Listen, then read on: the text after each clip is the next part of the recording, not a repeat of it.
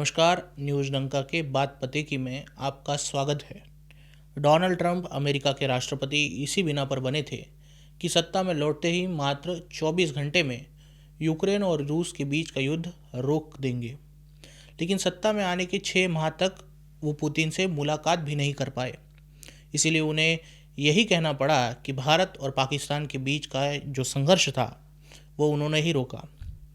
हालांकि भारत के NSA Ajit Doval Putin से 2 बार मिलकर आए, जिसके बाद शांति समझौते के लिए अलास्का समिट 2025 किया गया।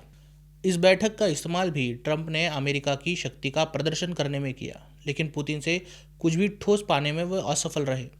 पुतिन ने इस बैठक के दरमियान ट्रंप की सीज फायर की मांग को गोल घुमाते हुए कहा कि नहीं भाई, सीज फायर क्या करना, सीधा शांति समझौता कर लेते हैं, बार बार युद्ध करने का झंझट ही क्यों पालना।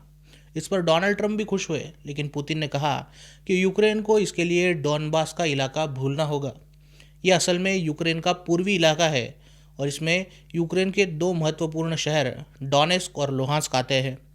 फिलहाल ये दोनों शहर रूस के कब्जे में हैं। इसके अलावा पुतिन ने क्रीमिया को भी भूल जाने की सलाह दी है। क्रीमिया को रूस ने 2014 में कब्जा कर अपना भाग घोषित किया था। ये यूक्रेन में एक पेनिनसुला प्रांत है।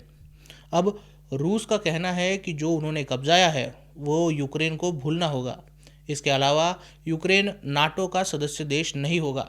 केवल इसी दाव पर शांति समझौता होगा, वरना रूस तो युद्ध विराम भी घोषित नहीं करेगा। इस फैसले के बाद से डोनाल्ड ट्रंप यूक्रेन के राष्ट्रपति व्लादिमीर ज़ेलेंस्की और यूरोपियन नेताओं को यही समझाने में लगे हैं कि क्रीमिया और नाटो की सदस्यता भूल जाओ और तुम्हारे देश में शांति फिर एक बार लौट आएगी।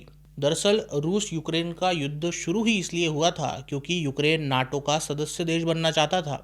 क्रीमिया रूस के कब्जाए जाने के बाद बराक ओबामा ने कहा था कि वो बिना एक भी गोली चलाए रूस से क्रीमिया ले लेंगे।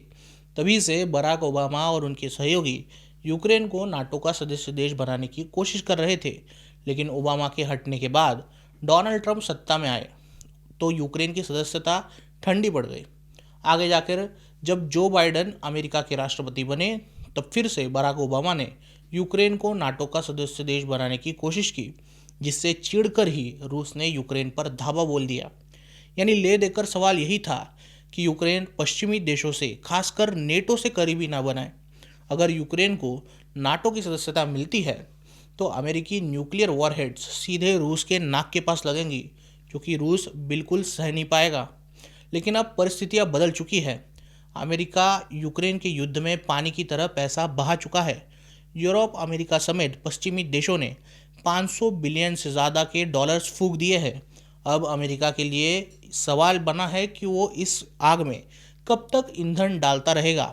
शुरुआत में पश्चिमी देशों को लगा था वो रूस को घुटने पर ले आएंगे, लेकिन आज जब ट्रंप पश्चिमी देशों की मुलाकात ज़ेलेंस्की के साथ होगी तो वो ज़ेलेंस्की से कहेंगे घुटने टेक दो, समय हो गया। क्रीमिया और नाटो की सदस्यता भूल जाओ।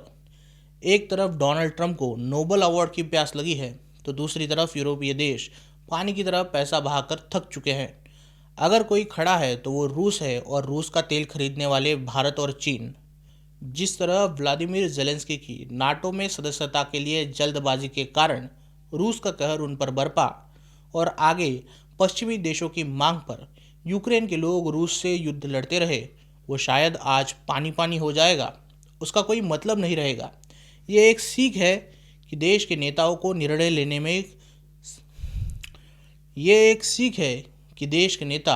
लेने में सक्षम होने चाहिए। उन्हें चलाने वाले किसी और देश में बैठे नहीं होने चाहिए, और देश के फैसले देश की सुरक्षा और देश के फायदे के लिए ही होने चाहिए। इसी में ज़ेलेंस्की चूक गए। ज़ेलेंस्की ने उस अमेरिका की बात मानी जिसके बारे में कहा जाता है, to be enemy of America can be dangerous but to be friend of America is fatal. खैर, आपको क्या लगता है वीडियो के कमेंट सेक्शन में ज़रूर कहिए। वीडियो अच्छी लगी हो तो इसे लाइक कीजिए और न्यूज़ डंका हिंदी को सब्सक्राइब कीजिए। मिलते हैं अगले वीडियो में किसी नए मुद्दे के साथ। तब तक नमस्कार।